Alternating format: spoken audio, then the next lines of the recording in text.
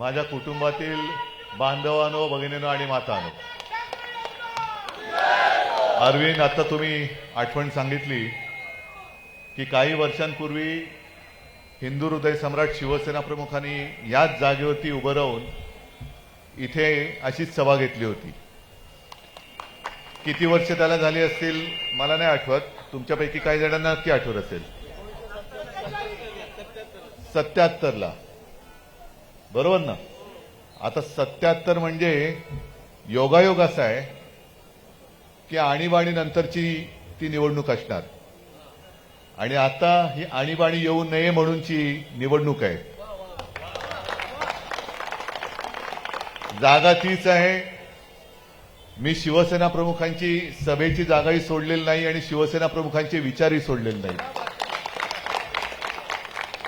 काय तुम्ही अजूनही पालकत्वाची वाट पाहताय? 95,000पेक्षा अधिकच्या कुटुंबाचे आयुष्य आनंदाने भरले आहे. आजच कॉल करा आणि मिळवा फर्टिलिटी ट्रीटमेंटवर सूट आणि सर्वांना द्या आनंदाची बातमी.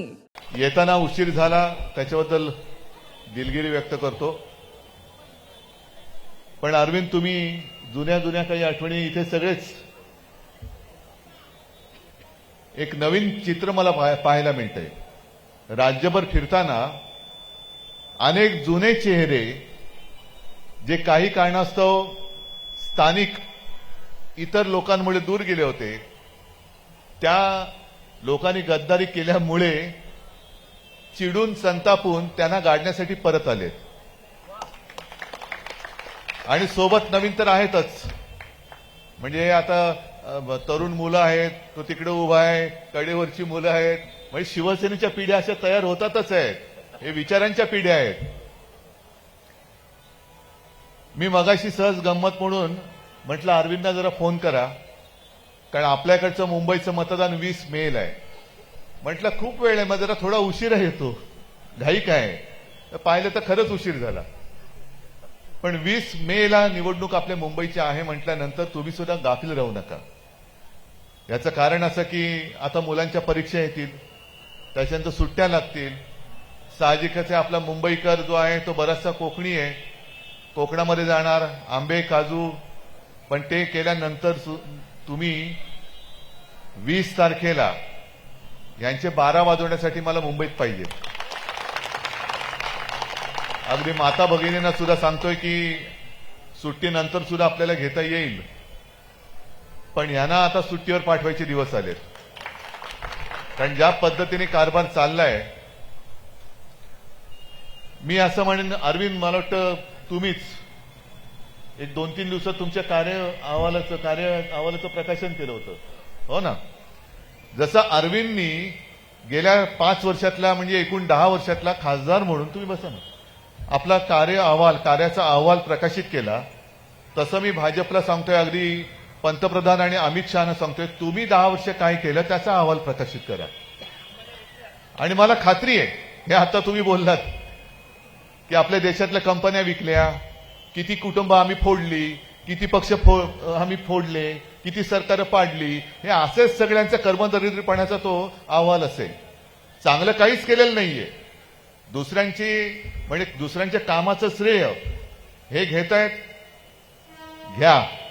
कारण कामं करणारी माणसं आमच्याकडे खूप आहेत. तुम्हाला तेवढंच पाहिजे, तेवढंच होतंय की कामं तर काही करू शकत नाही, पण दुसऱ्याच्या कर्तृत्वावर आपला शिक्का मारायचा. आणि जे कोणी दिव्य खासदार असं म्हणत असतील की इथल्या सगळ्या जो काही नामांतर जी झाली त्याचं श्रेय ते घेत आहेत, अहो दुसरं काम काय? एक तर नाव बदलणं, नाही तर नावं ठेवणं, दुसरं येतंय काय?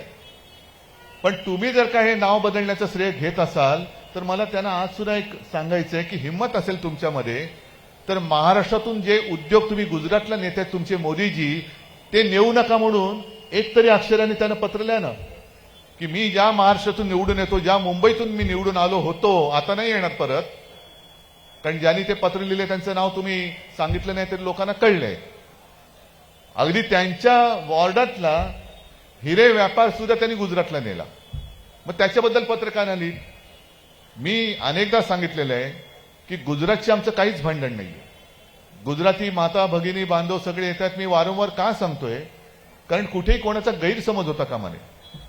आपलं उद्या सरकार आल्यानंतर, इंडिया आघाडीचं सरकार केंद्रात आल्यानंतर गुजरातच्या हक्काचं असेल ते आपण जरूर देऊ. तिकडे आम्ही काही द्वेषभावना करणार नाही. पण गुजरातला समर्थन करताना तुम्ही महाराष्ट्राचे लचके का तोडताय? माझ्या महाराष्ट्रातल्या अगदी मराठी माणसं आहेतच, मराठी माणसाचाच महाराष्ट्र आहे, गुजराती बांधव आहेत, उत्तर भारतीय आहेत, सगळेच जे इकडे आलेत त्यांना कुठे आम्ही नाही म्हटलेलं नाहीये. मग तुम्ही जे महाराष्ट्र का ओरबाडतायत? महाराष्ट्र आम्ही तुम्हाला ओरबाडू देणार नाहीये. आणि मग ह्या ज्या काही गोष्टी आहेत, कारण 20 तारीख म्हटलं तर खूप लांब आहे, आता वातावरण पेटलेलं आहे. या सगळ्या काळामध्ये एक तर परीक्षा असणार आहेत. आणि आजच मी वृत्तपत्रात बातमी वाचली की निवडणुकीच्या कामाला महापालिकेचे काही आरोग्य कर्मचारी आता त्यांनी नेमलेत. म्हणजे आरोग्याच्या सेवेच्या आधी जी काही वाट लागली ती लागले, त्याच्यात आता हे कर्मचारी त्यांची कामं सोडून त्या कामामध्ये लावत आहेत. मग निवडणूक ही कोणाची आहे, कोणासाठी करताय?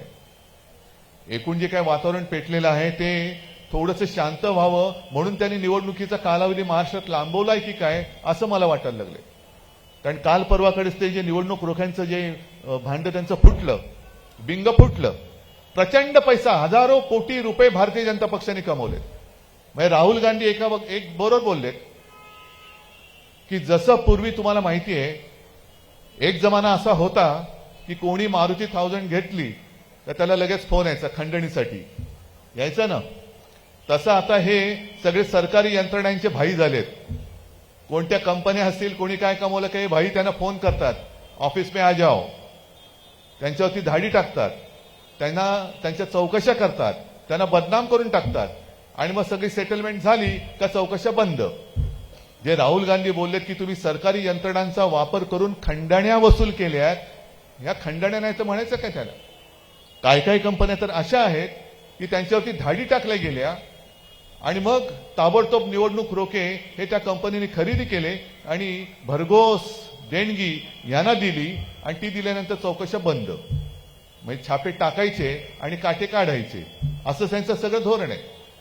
आता सुद्धा तुम्ही पाहत असाल प्रचंड प्रमाणामध्ये जाहिराती सुरू आहेत, प्रचंड सगळीकडे बघा. म्हणजे पूर्वी जेव्हा आपलं सरकार होतं, मी मुख्यमंत्री होतो, तेव्हा महाराष्ट्र सरकार जाहिराती करत होतं आणि त्याच्यामध्ये एक चित्र असायचं, ते होतं करोनाचा व्हायरस. आता दाढीवाला म्हणजे आपले घटनाबाह्य, म्हणजे तो व्हायरस आहे का कोण आहे तेच कळत नाही. गद्दार तर आहेच, उलट बरं आहे की लोकांना अनेक वर्ष लक्षात राहील की हाच तो गद्दार, यांनी शिवसेना संपवण्याचा प्रयत्न केला. पण ही जनतेच्या म्हणजे तुमच्या पैशाची उधळपट्टी चाललेली आहे. कामं काय, कामं शून्य, पण उधळपट्टी चालू आहे.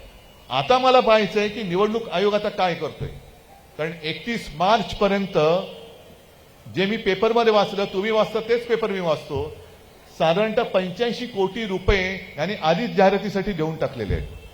जर आचारसंहिता लागली असेल तर या सरकारी जाहिराती या बंद झाल्या पाहिजेत.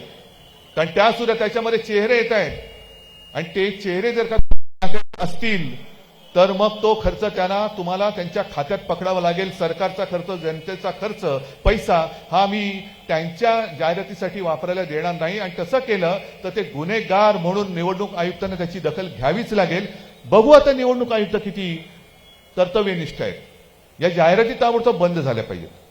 एक तर महाराष्ट्र सरकारच्या जाहिराती स्वतःचे फोटो छापून जनतेच्या पैशांनी ते छापतायत, करतायत, टीव्हीवरती करतायत, होर्डिंग लावतायत, सगळीकडे लावतायत. आणि त्याच्यात भर म्हणून इतर राज्यांच्या म्हणजे उत्तर प्रदेशच्या पण जाहिराती इकडे आहेत. काय लावलंय काय तुम्ही? सगळा पैसा जो जनतेचा आहे तो खाऊन टाकायचा, तिकडे निवडणूक रोख्यातनं घ्यायचा, इकडनं जाहिरातीतून उधळायचा, तिकडे कॉन्ट्रॅक्टरच्या माध्यमातून घ्यायचा.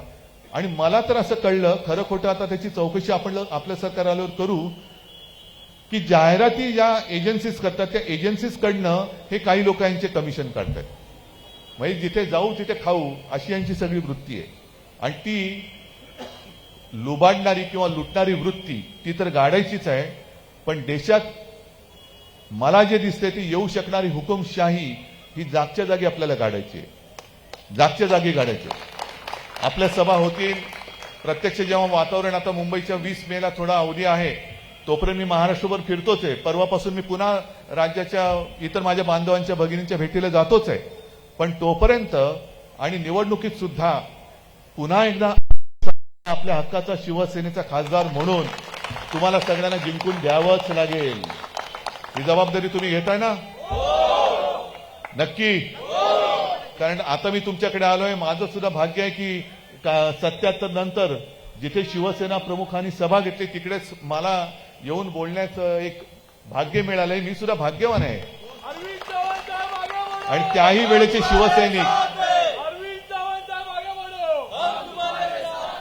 वेळेचे शिवसैनिक हे आज देखील माझ्यासोबत आहेत.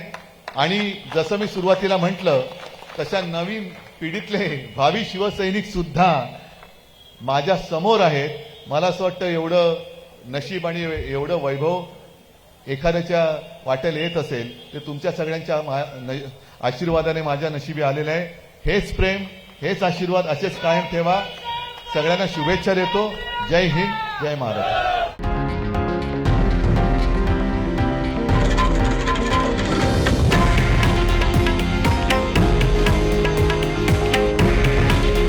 हे आहे देशातील नंबर 1 न्यूज नेटवर्क आणि आपण पाहत आहात TV9 मराठी.